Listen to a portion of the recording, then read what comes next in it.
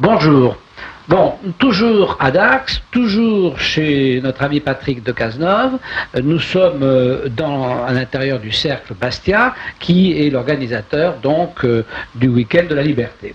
Donc c'est une manifestation où viennent des personnalités donc venir expliquer le libéralisme, puisqu'il s'agit de parler de libéralisme. Alors là, je suis avec monsieur Jean Bouébène. Alors Jean Bouébène est un ancien fonctionnaire des douanes, mais à un très haut niveau. Vous allez voir, ça va être très intéressant. Et donc, il est vraiment basque. On dit basque ou gascon ou Gascon, oui. Gascon. Même du côté de ma mère, nous étions basques. Donc, j'ai été habitué aussi au Parce coutumes qu'ici à Dax, basques. on est dans la Gascogne. Dans la Gascogne. Jusqu'à Anglette, quoi, disons. Hein, ouais. Donc nous allons parler un peu de libéralisme avec Jean, et vous allez voir, je vous réserve quelque chose après qui est tout à fait passionnant. Alors, donc Jean, vous avez été à un niveau très élevé dans le système douanier français. Vous avez connu donc les douanes avant, quand tout était sectorisé, que chaque pays n'échangeait pas au pays des droits. Vous avez connu ce monde-là. Voilà. Oui, donc moi je suis rentré dans l'administration des douanes en 1955, à l'époque où tout était absolument entre les mains des douanes, qui était l'administration toute puissante de l'État. Alors, elle était toute puissante par divers aspects. Le premier aspect, c'était que c'était l'administration qui recouvrait le plus d'impôts. L'administration des impôts, à ce moment-là, n'était pas très organisée, n'est-ce pas? Ah bon, alors à l'époque, les douanes étaient le principal contributeur du budget français. Du budget français, tout à fait. Ah, ça, je ne savais pas ça. Ah, d'accord. Tout à fait. Et donc, la deuxième question, c'était que les douanes étaient chargées de la protection des frontières. Ça veut dire quoi? Ça veut dire que les douanes contrôlaient non seulement les marchandises qui sortaient de France ou qui rentraient dans les mais aussi les hommes. Mais aussi les hommes. Donc nous étions aussi habilités. Une force de police. Nous étions la police des frontières. Parce que les douanes avaient justement le pouvoir de contrôler des individus qui rentraient ou qui sortaient du territoire français. N'est-ce pas? Ceci a progressivement disparu dans la mesure où nous avons connu des éléments, disons des événements difficiles, notamment à partir des années 60, avec toutes sortes de manifestations contre le pouvoir central. Et je dispense de citer des organisations, et petit à petit, le général de Gaulle lui-même a confié la police des frontières à des forces de police.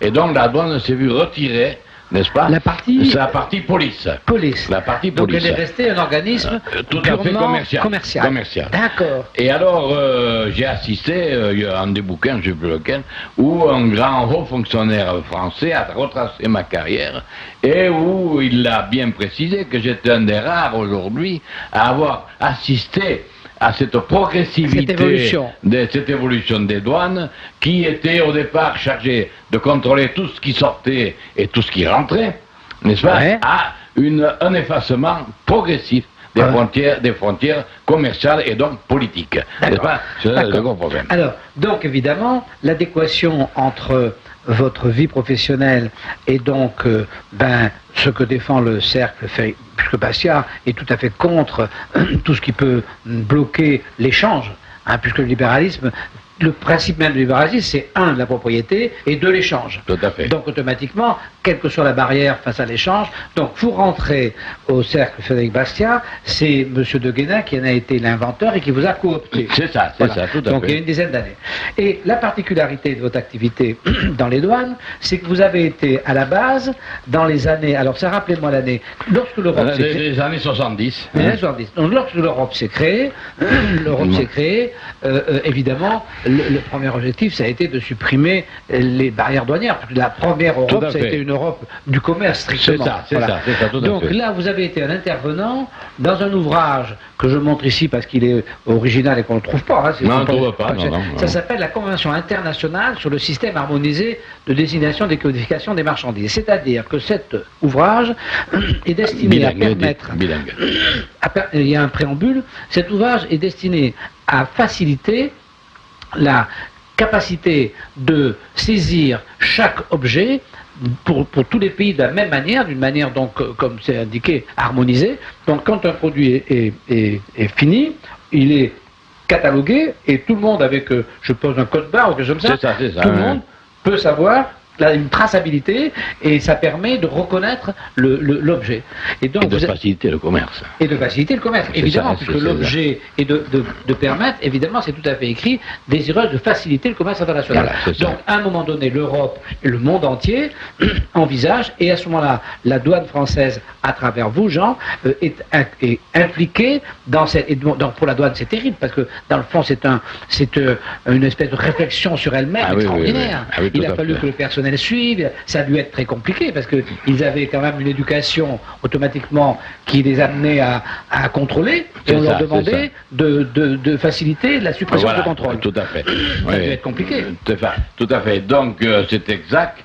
Alors on a une personnalité à qui on doit tout ça, n'est-ce pas? C'est Jean Monnet.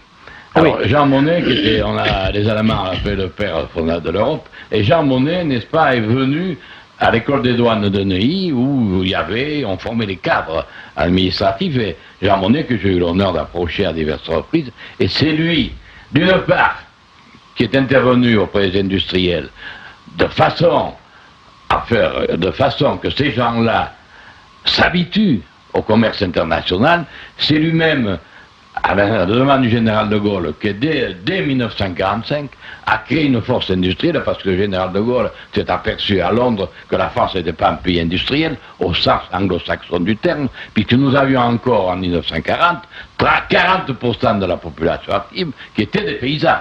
Donc nous avions quelques territoires industriels, notamment dans la sidérurgie, mais nous n'avions pas une force de frappe, on l'a bien vu, par exemple dans l'aviation, en 40, etc. Et donc, M. Jean Monnet, à la demande du général, a élaboré un plan, n'est-ce pas? Ce plan consistait à réunir des ingénieurs comme M.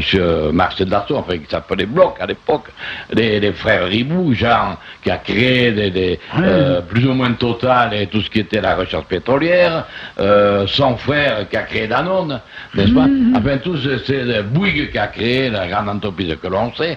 Tous ces gens-là se sont mis autour de Jean Monnet, ils étaient une douzaine, des gens que certains que j'ai approchés, et donc ils ont lancé et créé une grande industrie française qui nous a conduit à faire en sorte que dès les années 60, la France était 20 ans après, était devenue un pays industriel. Ce qui a conduit le général de Gaulle, à ce moment-là, à paraphé, n'est-ce pas, ce qu'on a appelé le marché commun. Parce qu'alors, il n'avait pas du tout envie alors que Jean Monnet poussait. Mais il avait dit, moi, il me faut une industrie. Il ne voulait pas arriver en dernier de la classe. Voilà, c'est ça. Il a imposé là, la PAC de Gaulle, et il a imposé l'industrie. Revenons à vous. Alors, vous avez donc participé à l'élaboration de ce système. Oui, à cet acte libéral. C'est ça. On ne peut pas faire plus, c'est un acte libéral total. Tout à fait. Donc vous avez participé à cet acte libéral et vous avez transformé intellectuellement la douane en lui permettant de garder un contrôle sur les choses prohibées. C'est ça, tout à fait. Oui. Le hachis, ça n'a pas Voilà, oui. Il y a des choses prohibées, mais la douane, c'est cantonné aux choses prohibées, dans lesquelles on peut parfaitement respecter son travail. Tout à fait. Et elle n'a plus été intervenante, elle a accepté elle-même de laisser glisser le reste. C'est ça. Un acte super libéral. Ah oui, tout à fait. Et donc vous avez été un de ceux, voilà, de ça. Voilà. Donc votre place au cercle de ça est une grande légitimité. Ah, je ne sais pas, c'est ce que me disait M. Deguener, n'est-ce pas?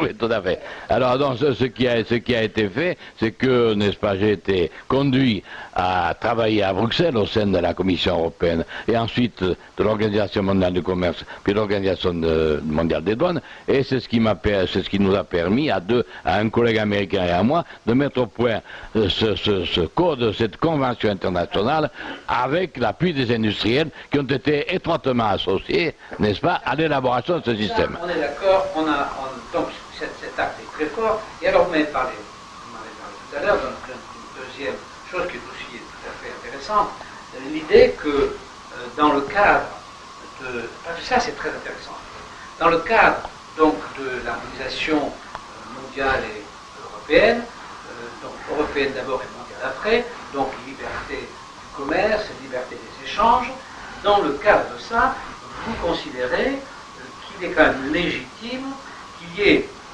au-delà de cet échange total, des regroupements par compétence ou par affinité, qui soient des entités intégrées à l'échange, mais qui gardent leur identité personnelle. Alors ça c'est magique parce que, en fait, c'est ce que tout le monde voudrait. Et vous m'avez expliqué que vous avez participé là aussi à l'organisation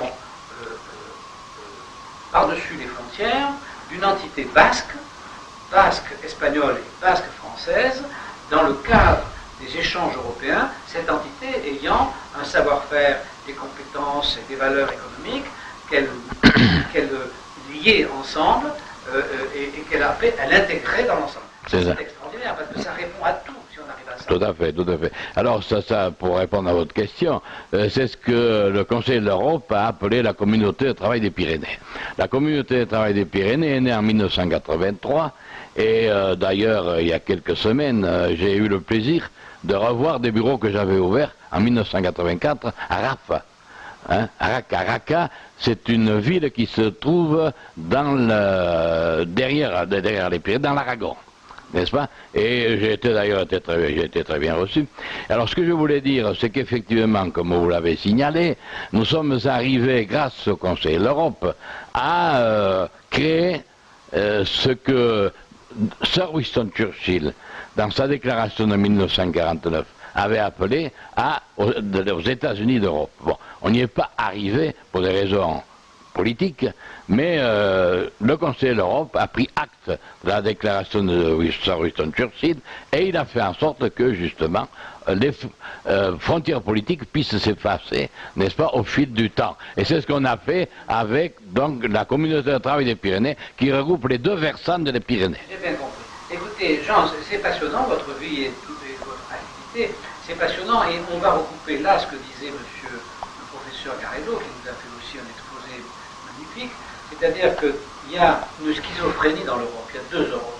Il y a une vraie Europe, celle que nous, les libéraux, nous aimons, celle à laquelle vous avez participé, c'est-à-dire celle qui crée des échanges, celle qui fait que les hommes échangent entre eux commercialement, culturellement, intellectuellement, scientifiquement. Ça, c'est l'Europe qu'on souhaite.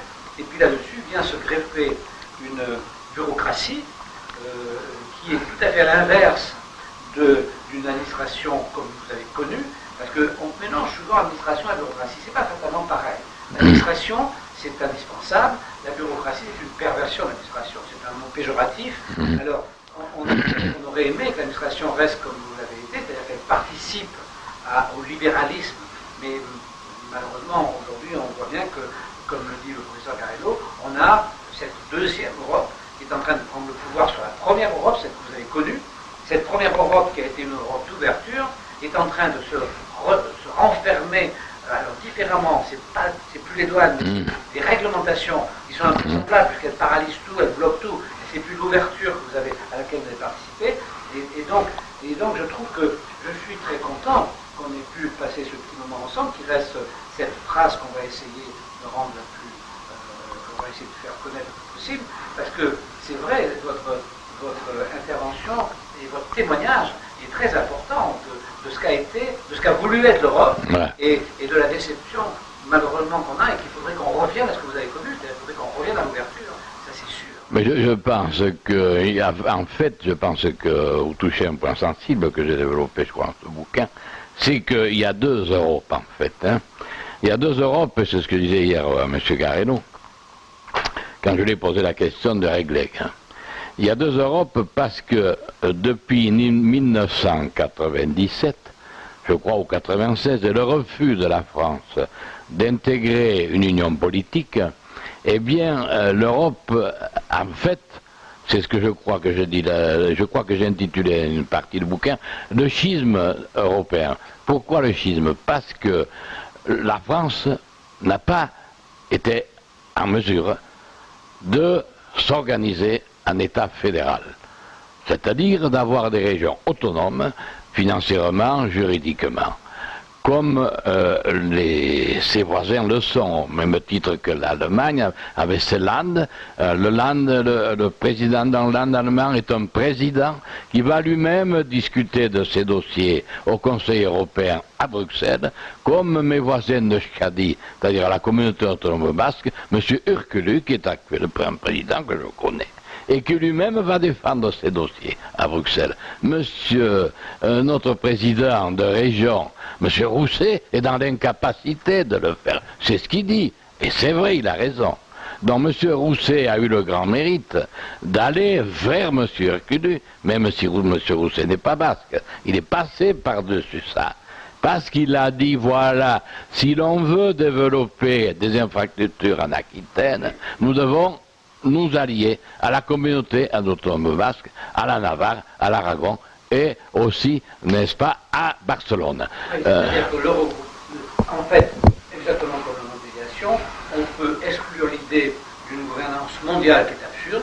Par contre, on peut tout à fait, mais c'est exactement comme alors, écoutez, on va voir ça plus simplement, c'est comme les familles. Par exemple, vous avez un mariage dans une famille, et bien, c'est pas l'un ou l'autre des deux familles mariées qui va prendre le pouvoir sur l'autre. Ça fait une entité différente, et puis ça fait des familles se multiplient, et tout le monde vient pour l'intelligence. Donc là, c'est exactement pareil. On devrait effectivement avoir des territoires qui gardent leur personnalité essentielle, mais qui cependant sont fédérés dans leurs intérêts généraux, qui sont économiques, culturels. C'est ça. Donc ça, ben voilà. Donc nous avons fait le tour d'un problème. Eh bien, écoutez, Jean, je vous remercie beaucoup d'abord d'être venu. Mais c'est moi qui vous remercie. Ça a été tout à fait fructueux, intéressant. Comme quoi, si vous voulez, dans ces colloques, et c'est ça qui est formidable dans le cercle Frédéric Bastiat, c'est qu'il y a deux sortes d'intervenants. Il y a des intellectuels purs et durs, qui sont des gens qui ont appris, qui transmettent la conclusion de ce qu'ils ont appris, et qui sont tout à fait passionnants. Et puis il y a des gens qui ont vécu, et qui transmettent leur vécu. Et ça se soustrae aussi tout à fait. Des gens de terrain. Voilà. Et là, le vécu que vous avez à transmettre, quand même, c'est formidable. Moi, je ne savais pas tout ça. Ah bon, bah écoutez, je suis heureux de vous l'avoir appris. Écoutez, nous allons nous séparer là. Merci Jean d'être venu.